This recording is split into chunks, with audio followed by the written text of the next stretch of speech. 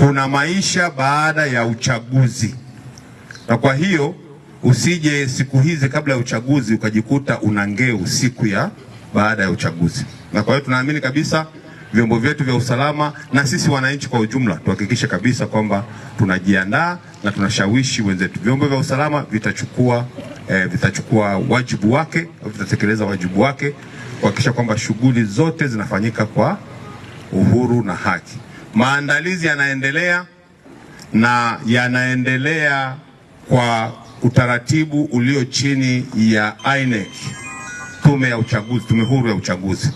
Na vile vile nichukue nafasi hii kuwaeleza wote ambao kwa namna moja au nyingine wamehama au walihama kutoka kituo kimoja ama kingine, ama wamehamia hapa wakiwa wameshaboresha daftari lao sehemu walizotoka, nafasi ipo. Unaweza usimpigie mbunge wako wa eneo lilokuwa kura wala diwani, lakini kama uko hapa ipo nafasi ya kumpigia Mheshimiwa Rais wa Jamhuri ya Muungano kura.